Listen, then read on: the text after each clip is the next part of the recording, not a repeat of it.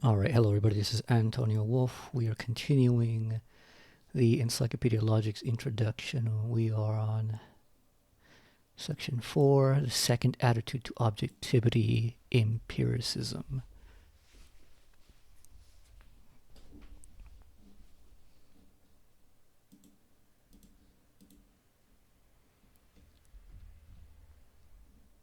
Under these circumstances, a double want began to be felt. Partly it was the need of a concrete subject matter, as a counterpoise to the abstract theories of the understanding, which is unable to advance unaided from its generalities to specialization and determination.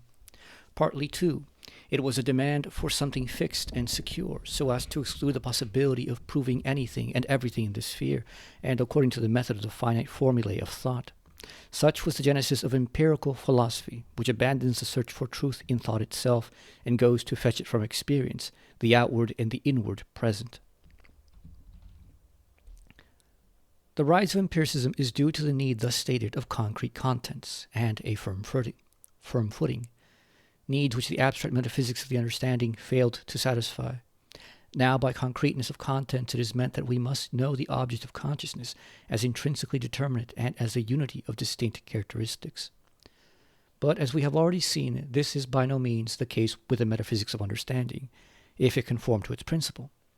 With a mere understanding, thinking is limited to the form of an abstract universal, and can never advance to the particularization of this universal.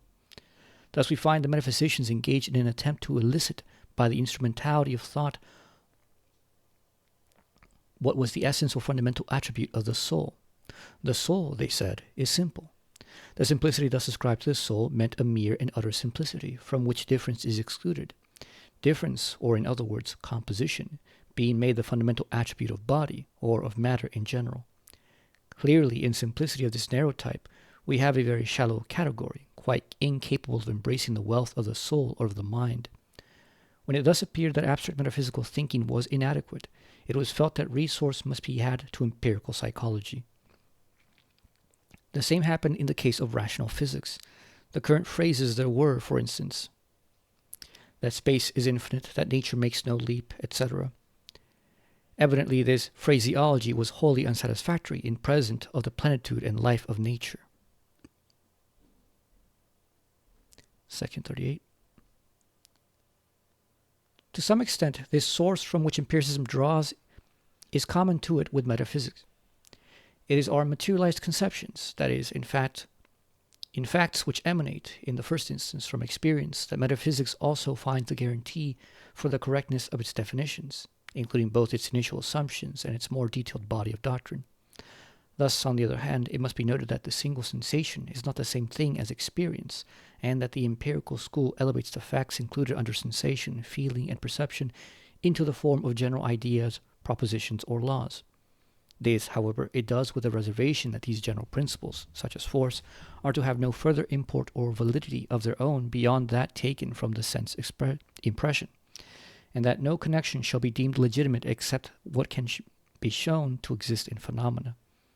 And on the subjective side, empirical cognition has its stable footing in the fact that in a sensation of consciousness is directly present and certain of itself. In empiricism lies the great principle that whatever is true must be in the actual world and present to sensation. This principle contradicts that ought to be, on the strength of which reflection is vain enough to treat the actual present with scorn and to point to a scene beyond a scene which is assumed to have place and being only in the understanding of those who talk of it. No less than empiricism, philosophy recognizes only what is and has nothing to do with what merely ought to be, and what is thus confessed to not exist. On the subjective side, too, it is right to notice the valuable principle of freedom involved in empiricism. For the main lesson of empiricism is that man must see for himself and feel that he is present in every fact of knowledge which he has to accept. So, first sentence is the most important there. In empiricism lies the great principle that whatever is true must be the actual world and present to sensation. Which the ancient metaphysics, which ontology, generally when it's done in the form of the understanding, does not supply. That's where you get stuff like that the most important things are just things that are insensible, nonsensible. They're only for the understanding.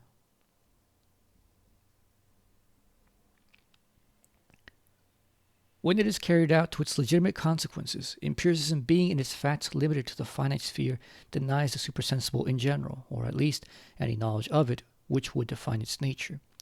It leaves thought no powers except abstraction and formal universality and identity, but there is a fundamental delusion in all scientific empiricism.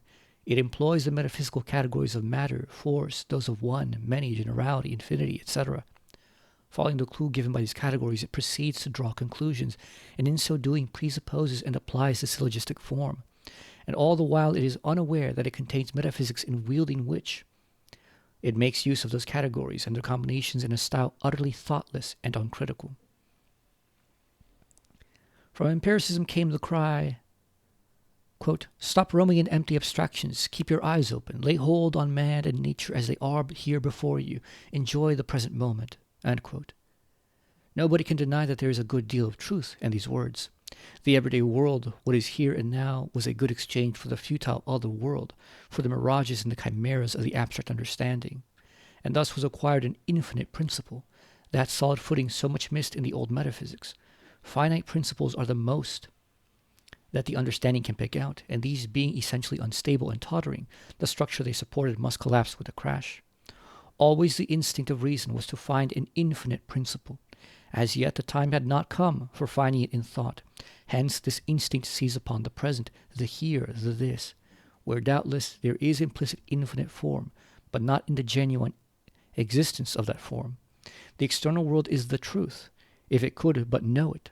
For the truth is actual and must exist. The infinite principle, the self-centered truth, therefore, is in the world for reason to discover, though it exists in an individual and sensible shape and not in its truth. Besides, this school makes sense perception the form in which fact is to be apprehended, and in this consists the defect of empiricism. Sense perception as such is always individual, always transient. Not indeed that the process of knowledge stops short at sensation. On the contrary, it proceeds to find out the universal and permanent element in the individual apprehended by sense. This is the process leading from simple perception to experience. In order to form experiences, empiricism makes use of the form of analysis. In the impression of sense, we have a concrete of many elements, the several attributes of which we are expected to peel off one by one like the skins of an onion. In thus dismembering the thing, it is understood that we disintegrate and take to pieces these attributes which have coalesced, and add nothing but our own abstract disintegration. Yet analysis is the process from the immediacy of sensation to thought.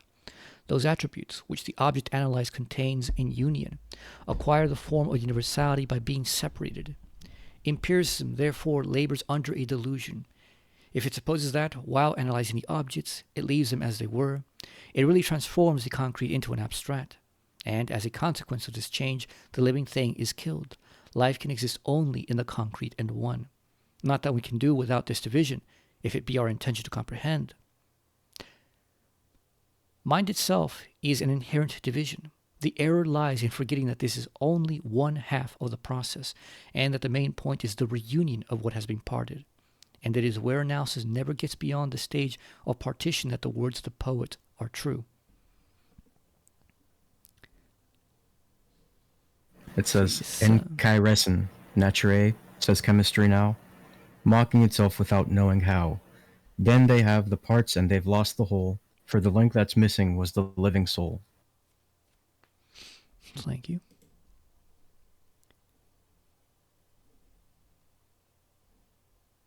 So analysis starts from the concrete, and the possession of this material gives it a considerable advantage over the abstract thinking of the old metaphysics.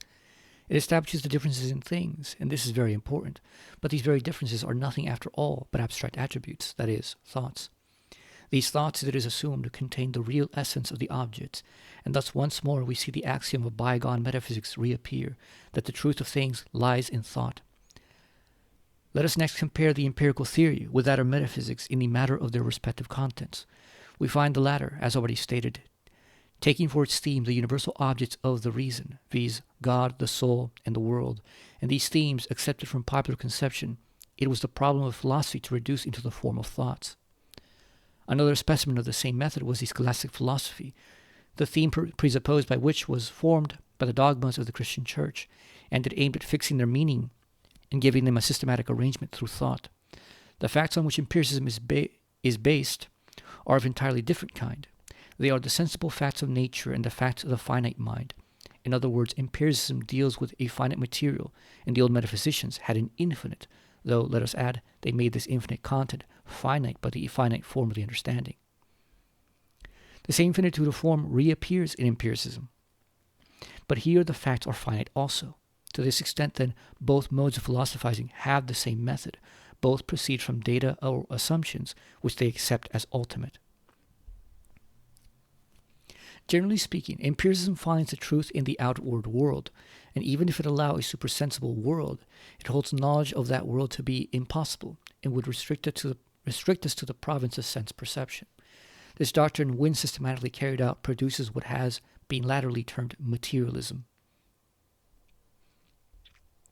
Materialism of this stamp looks upon matter, qua matter, as the genuine objective world. But with matter we are at once introduced to an abstraction, which as such cannot be perceived, as it may be maintained that there is no matter, because as it exists, it is always something definite and concrete.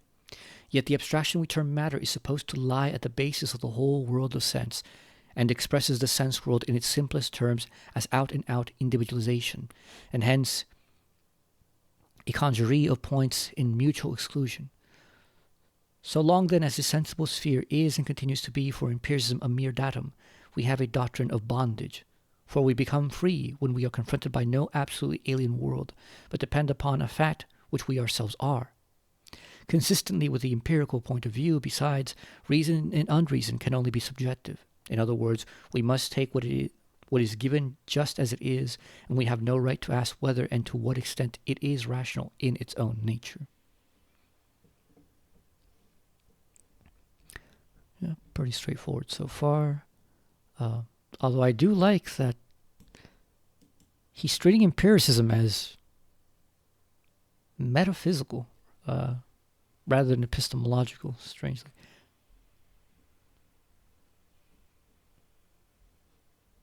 It's not it has to be, right? It's in the mind. Everything experiential is in the mind, or perceived by the mind.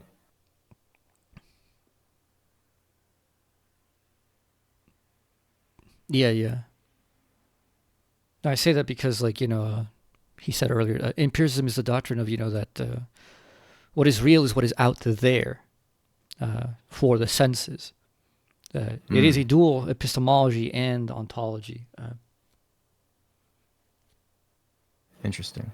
It's interesting because, and I don't want to invite any Marxists to debate you in this recording, but one of the questions I had that made me break off from quote unquote Marxism is the nature of what is material, and it was always confusing to me that Marx would use it here and there, and it's both contingent and necessary in some cases. It's necessary for man to build from it as if it's an object of some kind, but it's it's also contingent on man for its existence, and that it's man who perpetuates or creates materiality. It was all confusing for me, and until I realized that what Hegel says here is pretty straightforward. It's right that materiality as such is ideal.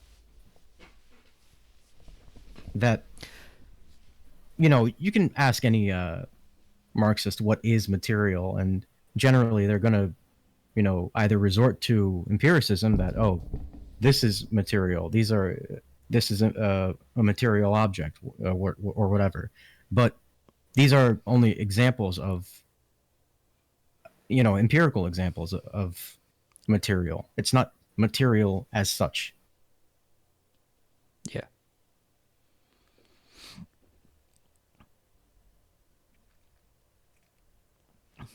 Yep. It's also a nice.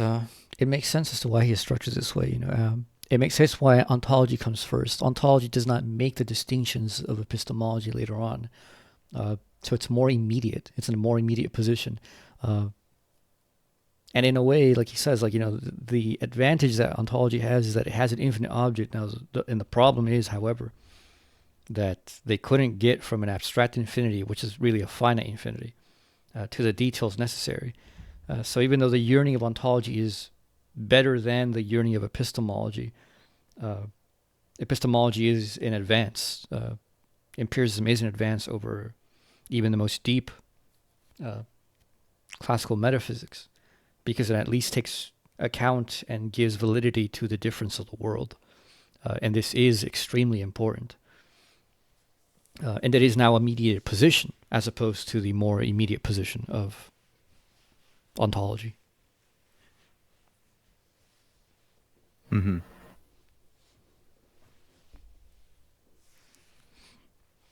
So, section 39. Touching this principle, it has been justly observed that in what we call experience, as distinct from mere single perception of single facts, there are two elements. The one is the matter, infinite in its multiplicity, and as it stands, a mere set of singulars. The other is the form, the characteristics of universality and necessity. Mere experience no doubt offers many, perhaps innumerable, cases of similar perceptions. But after all, no multitude, however great, can be the same thing as universality. Similarly, mere experience affords perceptions of changes succeeding each other, and of objects in juxtaposition, but presents no necessary connection. If perception, therefore, is to maintain its claim to be the sole basis of what men hold for truth, universality and necessity appear something illegitimate. They become an accident of our minds, a mere custom, the content of which might be otherwise constituted than it is. It is an important corollary of this theory, that on this empirical mode of treatment, legal and ethical principles and laws, as well as the truths of religion, are exhibited as the work of chance and stripped of their objective character and inner truth. The skepticism of Hume, to which his conclusion was chiefly due, should be clearly marked off from Greek skepticism. Hume assumes the truth of the empirical element, feeling and sensation, and proceeds to challenge universal principles and laws because they have no warranty from sense perception. So far was ancient skepticism from making feeling and sensation the canon of truth that it turned against the deliverances of sense in the first deliverances of senses first of all.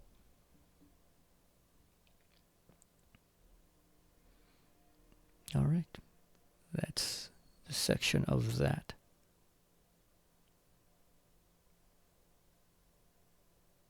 Now it's funny. Usually people go like, there's classical philosophy, then there's the subjective rupture, and there's empiricism versus rationalism. Yeah. Do we see rationalism here, folks? No, we don't.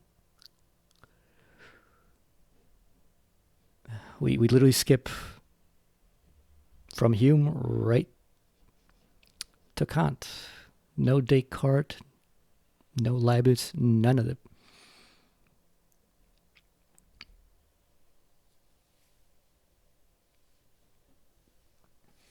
Mainly because, I point out that he's mainly treating these in their metaphysical form.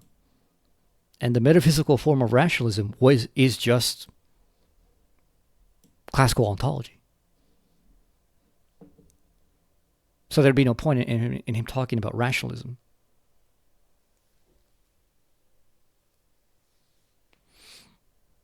Because the dichotomy, as he set it up, is that if you're going to make that dichotomy, the actual rationalist position belongs to classical ontology, and the empiricist position, belongs to the external metaphysics, or the assumption of the mediation of finitude as the absolute.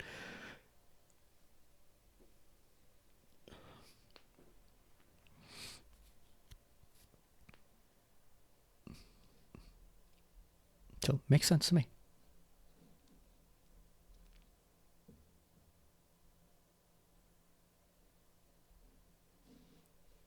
This next section on Kant is fairly long. It's about almost 30 pages in my book, and it'll probably be over an hour 30 if we were to start and try to finish it. Just as a disclaimer. Oh, yeah.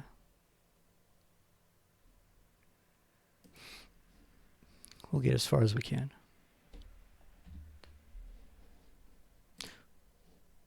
19. Yeah, we'll get as far as we can.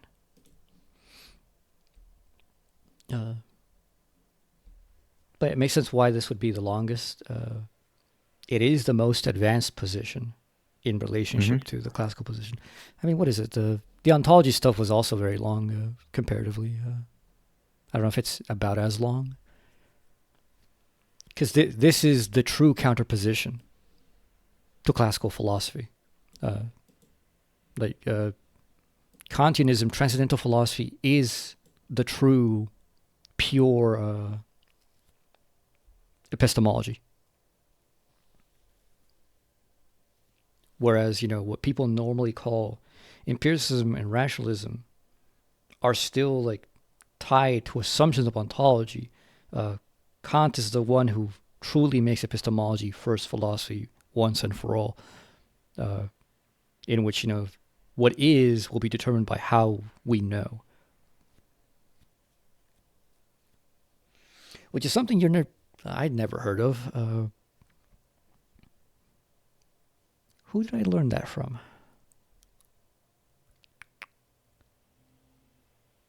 Winfield, that's who I learned that from. He's the only one I ever heard that from. That people think that Kant is like it's usually interpreted that Kant is the mediator between epistemology and rationalism and tries to unify them.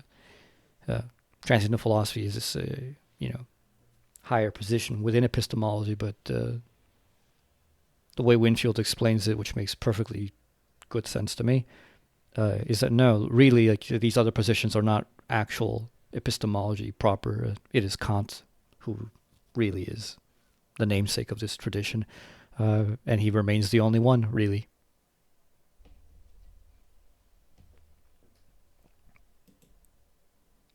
Yeah.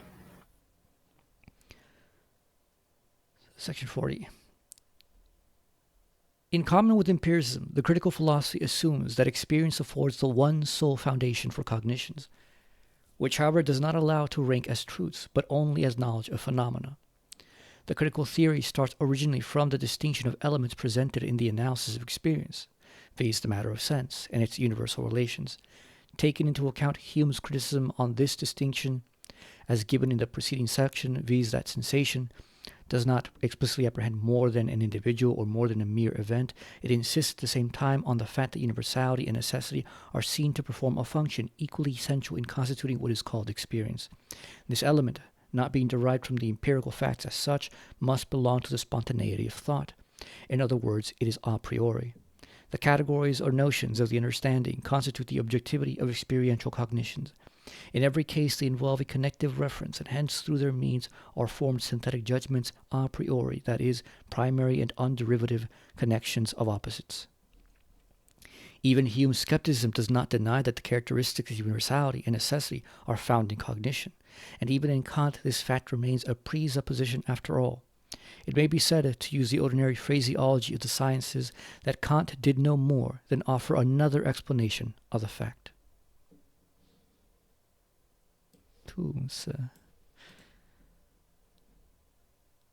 That's a lot of people like to build up Kant, and I had heard this before that Kant rather likes to dress down Kant. Not Kant. Hegel likes to dress down Kant quite a bit and downplay how great he was.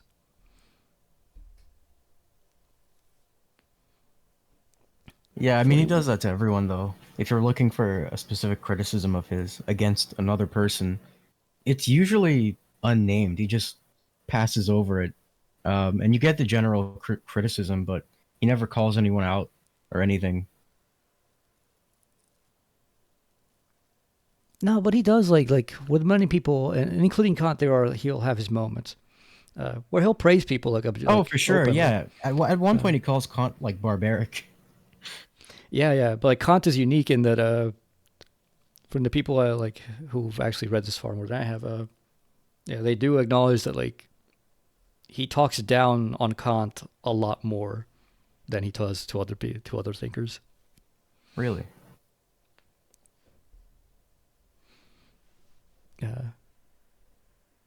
Because as opposed to like how it seems from regular philosophy that Kant is such a seminal thinker and so amazing, and he is from the regular standpoint. Compared from Hegel's standpoint,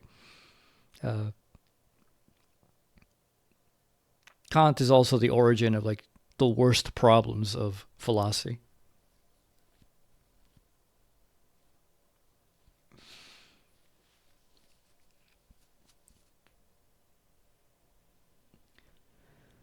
So let's continue. The critical philosophy proceeds to test the value of the categories employed in metaphysics as well as in other sciences and in ordinary conception. This scrutiny, however, is not directed to the content of these categories, nor does it inquire into the exact relation they bear to one another, but simply considers them as affected by the contrast between subjective and objective. The contrast, as we are to understand it here, bears upon the distinction of the two elements in experience. The name of objectivity is here given to the element of universality and necessity, that is, to the categories themselves, or what is called the a priori constituent. The critical philosophy, however, widened the contrast in such a way that the subjectivity comes to embrace the ensemble of experience, including both of the aforesaid elements, and nothing remains on the other side but the thing in itself.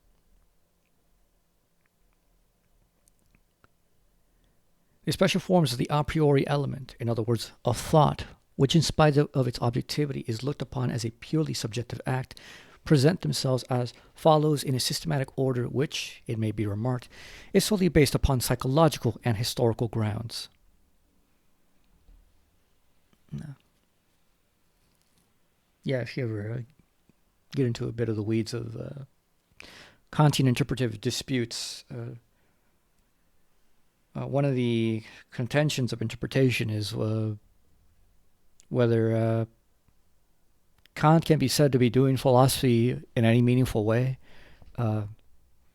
because in the structure of what he's doing, he can't get away from the charge of psychologism, which is that he can't be talking about anything. Well, he already admits he's not talking about truth with a capital T, because he's already defined himself out of that through his transcendental structure. But even with that, he's reduced to like just talking about how things appear to the human form, of which he doesn't know that other humans really could have that form either. That these are just like, this is not the way anything is, including our own being, including our own mind. That what we are reporting is merely the appearance of our own mind to ourselves. What is it? Robert Paul Wolff has some lectures on this, and Robert Paul Wolff interprets Kant in this way as particularly, which is a very unpopular interpretation, but I think it can't be denied that, logically speaking, it is just a consequence of what is in there. And Robert Paul Wolff points out that in the A edition of the Critique of Pure Reason, there's a little section in which Kant just offhandedly says so himself. And then in the B edition, he completely wrote that, and that little admission is no longer there.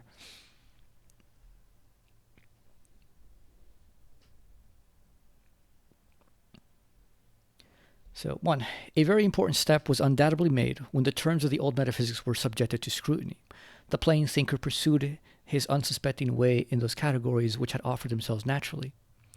It never occurred to him to ask to what extent these categories had a value and authority of their own. If, as has been said, it is characteristic of free thought to allow no assumptions to pass unquestioned, the old metaphysicians were not free thinkers. They accepted their categories as they were, without further trouble, as an a priori datum, not yet tested by reflection. The critical philosophy reversed this. Kant undertook to examine how far the forms of thought were capable of leading to the knowledge of truth. In particular, he demanded a criticism of the faculty of cognition as preliminary to its exercise. That is a fair demand, if it mean that even the forms of thought must be made an object of investigation. Unfortunately, there soon creeps in the misconception of already knowing before you know, the error of refusing to enter the water until you have learnt to swim. True, indeed, the forms of thought should be subjected to a scrutiny before they are used. Yet what is this scrutiny but ipso facto a cognition? Now, this thing about the old philosophies being unreflective about their categories is not entirely true. As a matter of fact, they were more reflective of the categories in later stuff, and more reflective than even Kant, really. In Plato, you find questions about, what the hell are we talking about? What is a category of the good? In Aristotle, you find the same thing. What are we talking about? What are these categories? How are we to understand them? And stuff like the Parmenides by Plato, you have the issues of the one and the many. Like, well, what is the one such that there can be a distinction from the many? What is the many such that it can be an other to a one? What is their relationship? Is there an internal relationship? It doesn't make sense that there would not be, and all these other things. And, Hegel says the Parmenides, along with Aristotle's On the Soul, are the two greatest works, in philosophical history prior to himself.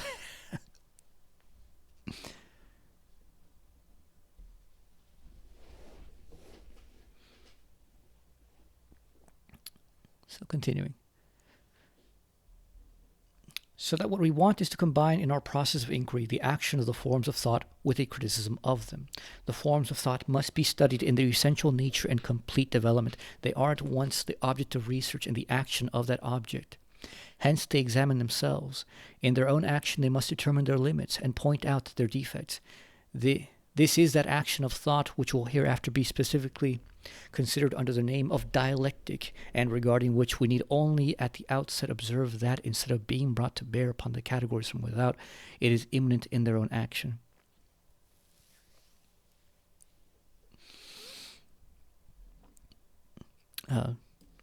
Hegel does not mention anything like this in The Science of Logic, at least in the parts that I've read.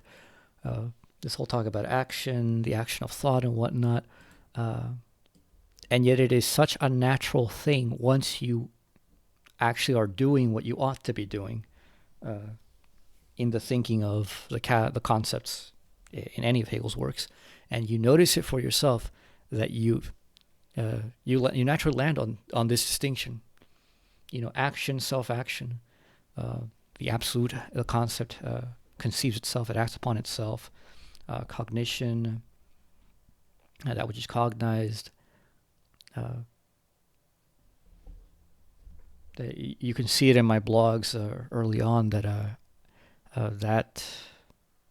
that reflection was something I came up with as well, without knowing that Hegel had done it. I just kind of it wasn't just out of nowhere. It is just such a natural thing to say, really.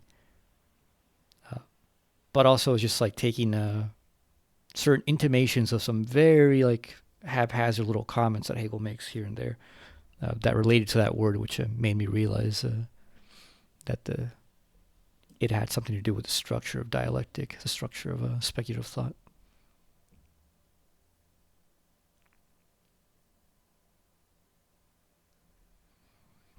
So that's an important one to keep in mind. The forms of thought must be studied in their essential nature and complete development. They are at once the object of research and the action of that object.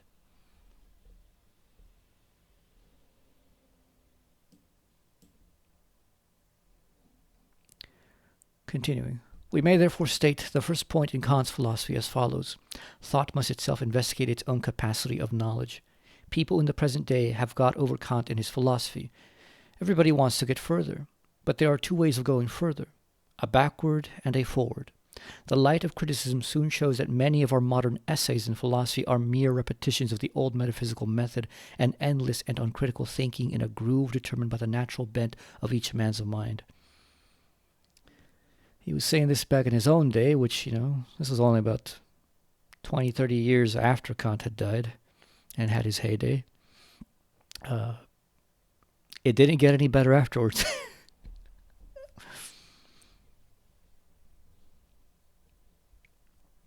Yep. So, 2.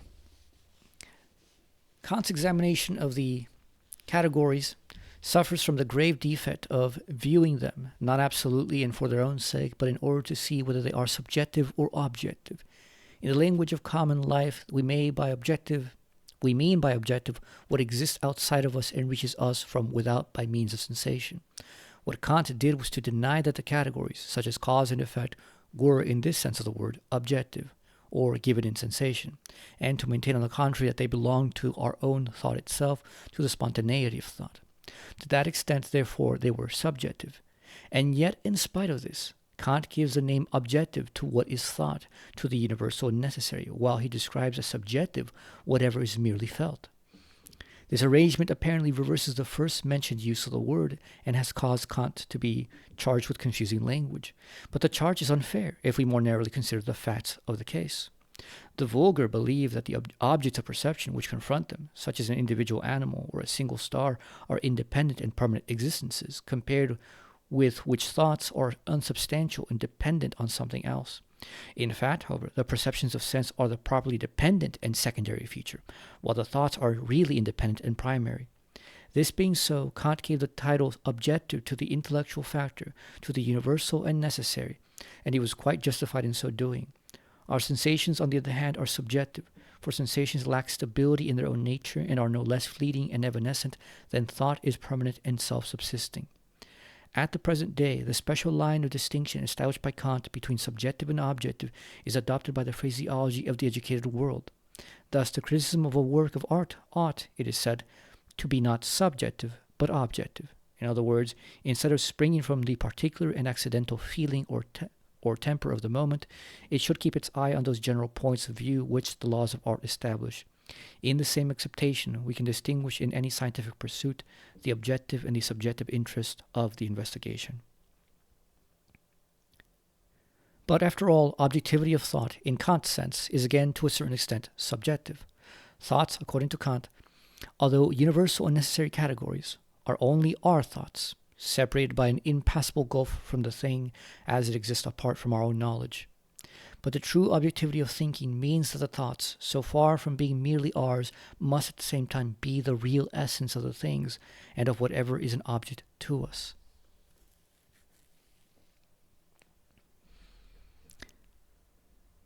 So, the average analytic head, and even continental head probably, from my experience, not that I taught too many continentals,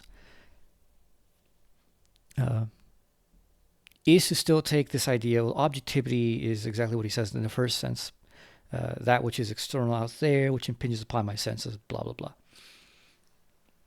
And by that, of course, thoughts can't be objective. They exist in my head, meaning my mind. But he says then, Kant changes it to the objective, meaning universal and necessary. And, whatever is merely felt is subjective. And that just seems to be a reversal because it makes thoughts objective, whereas the things that people say are objective are actually subjective because they're not universal and necessary. They're individual and contingent. And how does this make sense? Well, the way I think this makes sense is the same way that this exact move is also why you get the ideas in Plato, and why Plato is an idealist in the sense that the empirical world is not real, because Plato noticed that from the assumption that what is true is identical to what is, and what is cannot not be, the truth must always be. And what we see from the sense world is a constant non-being and becoming, which can't be the case. So that can't be the candidate of truth. That can't be what actually is. What actually is cannot not be. It can't become. If it became, it would just still be. So there would be no difference for it, and becoming would not be applicable. And what is the one thing that we notice in experience, generally, not just experience in the sensuous sense? Thought is the only thing that actually maintains this atemporal, non-derivative, non-spatial, non-contingent being, which does not change. And therefore, it alone is the candidate of objectivity. It alone can be the true being and express true being. And when you understand that, it's eye-opening. Because now, at that point, you can no longer look at Plato's ideas and go like, he thought ideas were more real than sensuous things. No, it makes perfect sense. And you can see that like this comes from an understanding, an actual understanding of what it is that we're trying to intimate by the things that we say in our everyday life. This is an actual investigation into the categories.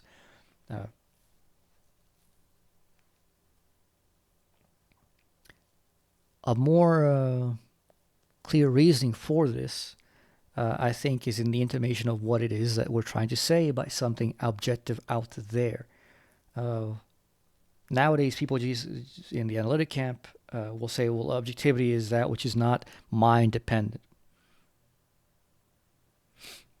But, they don't talk about any other dependencies.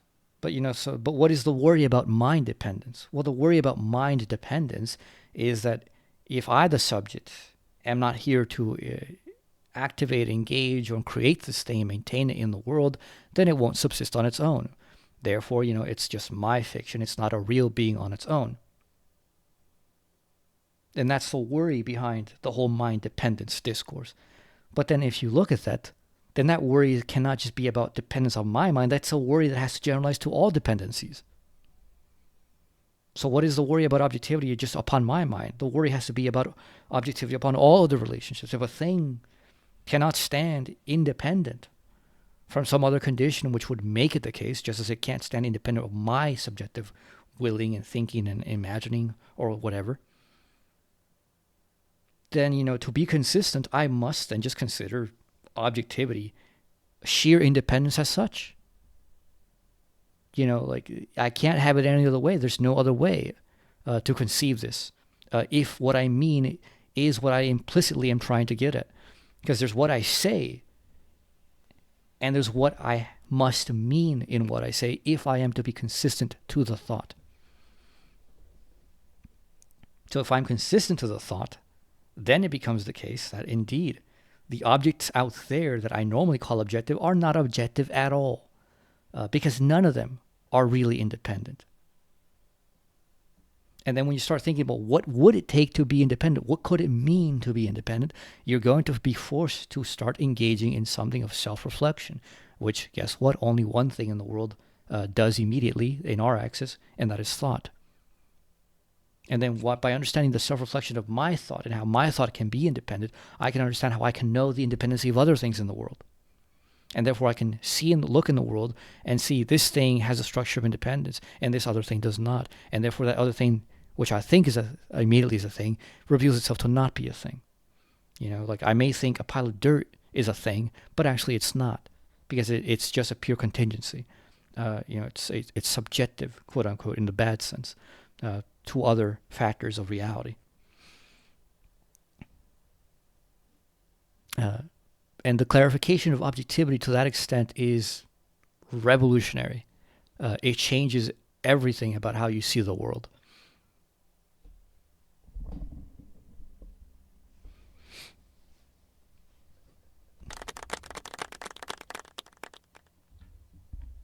You just tore down like 10 to 15 hard-hitting questions in modern philosophical discourse.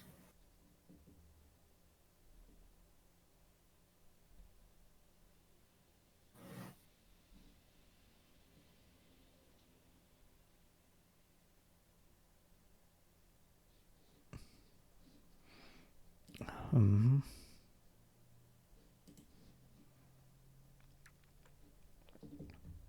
Let's continue. Objective and subjective are convenient expressions in current use, the employment of which may easily lead to confusion. Up to this point, the discussion has shown three meanings of objectivity. First, it means what has external existence, in distinction from which the subjective is what is only supposed, dreamed. Secondly, it has the meaning attached to it by Kant of the universal and necessary, as distinguished from the particular, subjective, and occasional element which belongs to our sensations. Thirdly, as has just been explained, it means the thought-apprehended essence of the existing thing, in contradistinction from what is merely our thought, and what consequently is still separated from the thing itself as it exists in the dependence of essence.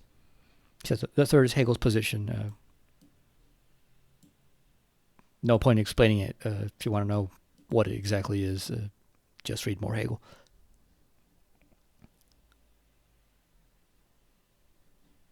Section 42. The theoretical faculty, cognition qua cognition, The specific ground of the categories is declared by the critical system to lie in the primary identity of the I in thought, what Kant calls the transcendental unity of self-consciousness, or rather, the transcendental unity of apperception. Apperception. The impressions from feeling and perception are, if we look to their content, a multiplicity of miscellany of elements, and the multiplicity is equally conspicuous in their form, for sense is marked by a mutual exclusion of members, and that under two aspects, namely space and time, which being the forms, that is to say, the universal type of perception, are themselves a priori. This conjury, afforded by a sensation and perception, must however be reduced to an identity or primary synthesis. To accomplish this, the I brings it in relation to itself and unites it there in one consciousness which Kant calls pure apperception. The specific modes in which the ego refers to itself, the multiplicity of sense, are the pure concept of the understanding, the categories.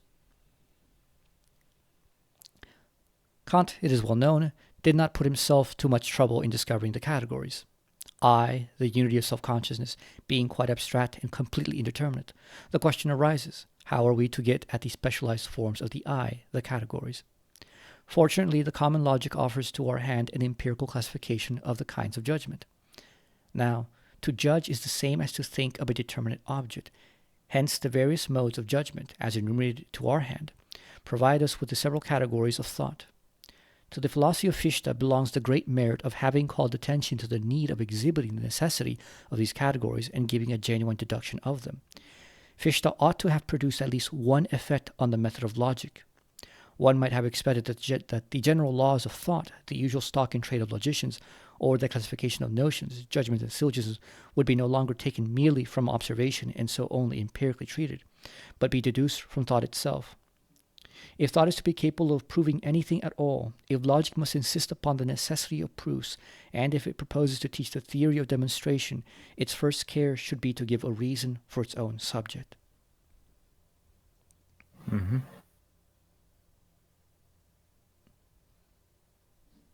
Right, so when he says Fichte ought to have produced at least one effect on the method of logic, I don't know, it is kind of oddly phrased, or at least it seems to be oddly phrased right now.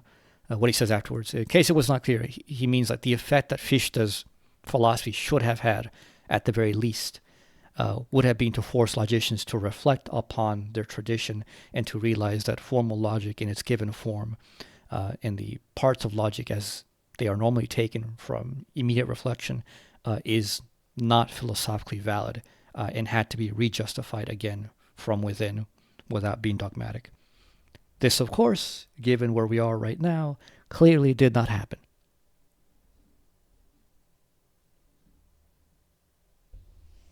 And of course, people who major in logic have no idea who Fichte is.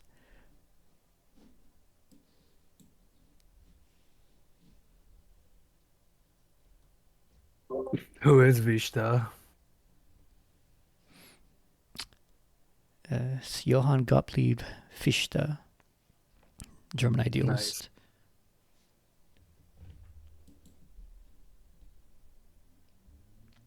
Nice. Fichte's introductions to the Wissenschaftslehre, the science of knowledge, even the early one, which he disowned later on in his life, the introductions to that are very much worth reading. Yeah, I believe it. I'm a big fan of German literature for sure, especially philosophy, psychology. No. Those dudes are smart, not gonna lie. Okay. If you don't have anything like particularly like insightful to add, I'll ask you please don't comment. Nice.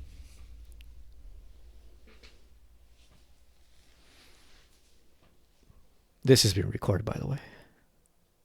Well, he left anyway, so.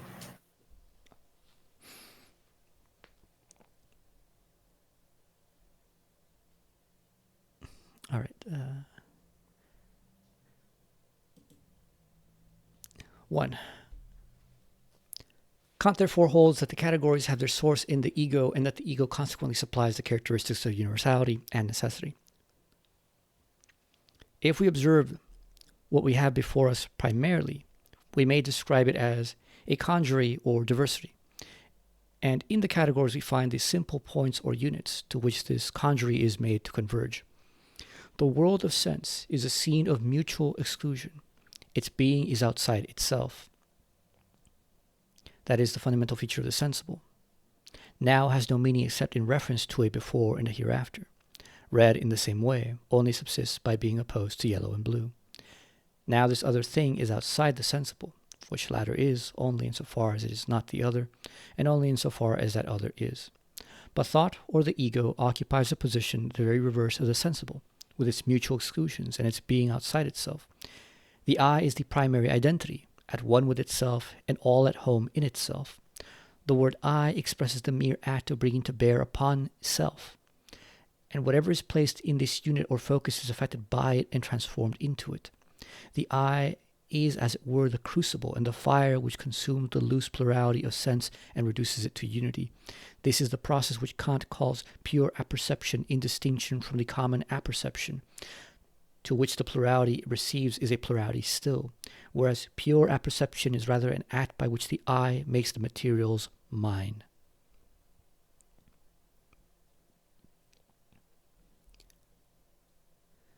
This view has at least the merit of giving a correct expression to the nature of all consciousness. The tendency of all man's endeavors is to understand the world, to appropriate and subdue it to himself. And to this end, the positive reality of the world must be as it is. And to this end, the positive reality of the world must be, as it were, crushed and pounded, in other words, idealized. At the same time, we must note that it is not the mere act of our personal self-consciousness which introduces an absolute unity into the variety of sense. Rather, this identity is itself the absolute. The absolute is, as it were, so kind as to leave individual things to their own enjoyment, and it again drives them back to the absolute unity.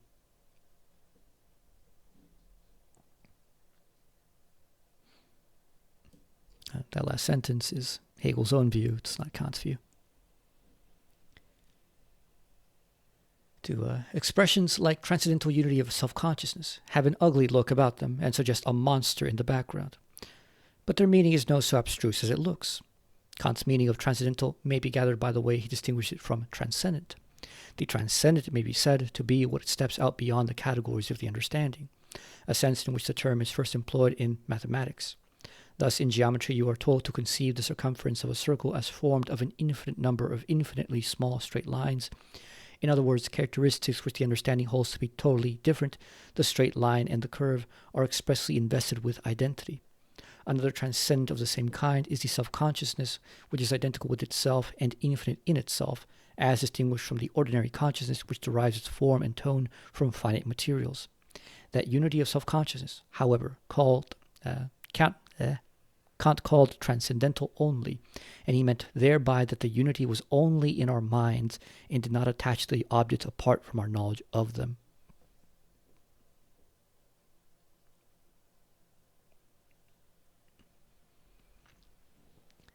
Three, to regard the categories as subjective only, that is, as part of ourselves, must seem very odd to the natural mind, and no doubt there is something queer about it. It is quite true, however, that the categories are not contained in the sensation as it is given to us. When, for instance, we look at a piece of sugar, we find it is hard, white, sweet, etc. All these properties, we say, are united in one object. Now it is this unity that is not found in the sensation. The same thing happens if we conceive two events to stand in the relation of cause and effect. The senses only inform us of the two several occurrences, which follow each other in time, but that the one is cause, the other effect. In other words, the causal nexus between the two is not perceived by sense, is only evident to thought. Still, though the categories such as unity or cause and effect are strictly the property of thought, it by no means follows that they must be ours merely and not also characteristics of the objects. Kant, however, confines them to the subject mind, and his philosophy may be styled subjective idealism, for he holds that both the form and the matter of knowledge are supplied by the ego, or knowing subject, the form by our intellectual, the matter by our sentient ego.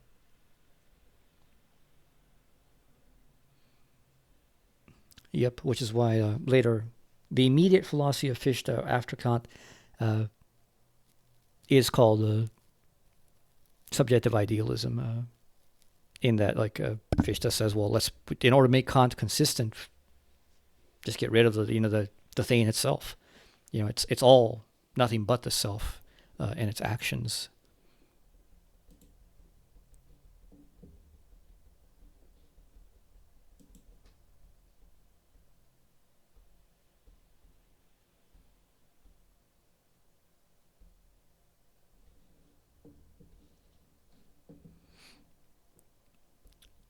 So let's see.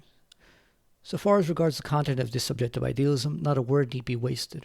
It might perhaps at first sight be imagined that objects would lose their reality when their unity was transferred to the subject, but neither we nor the objects would have anything to gain by the mere fact that they possessed being.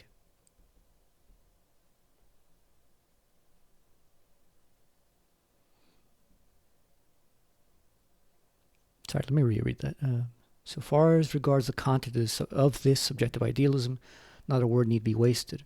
It might perhaps at first sight be imagined that objects would lose their reality when their unity was transferred to the subject, but neither we nor the objects would have anything to gain by the mere fact that they possessed being.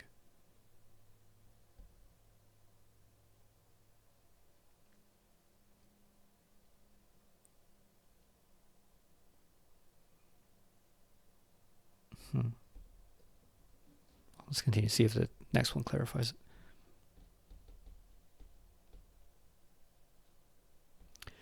The main point is not that they are, but what they are, and whether or not their content is true. It does no good to the things to say merely that they have being. What has being will also cease to be when time creeps over it. It might also be alleged that subjective idealism tended to promote self-conceit. But surely if a man's world be the sum of his sensible perceptions, he has no reason to be vain of such a world. Laying aside, therefore, as unimportant this distinction between subjective and objective, we are chiefly interested in knowing what a thing is, that is, its content, which is no more objective than it is subjective. If mere existence be enough to make objectivity, even a crime is objective.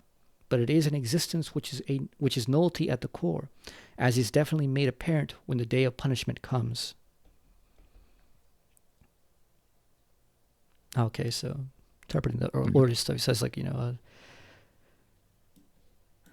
well, there's not much to be said about this, if there needs to be said anything at all.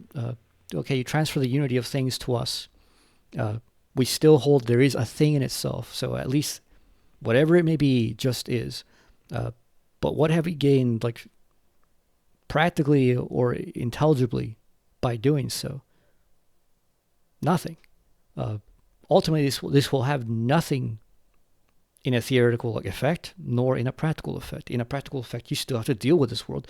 So, fine, you're only dealing with appearances. Well, the appearances are to the extent that, they affect you and you have to deal with them. And you still have to find out what they are. And if you have this concept of, like, well, there's a thing in itself, and it does nothing, literally, you basically don't have a concept.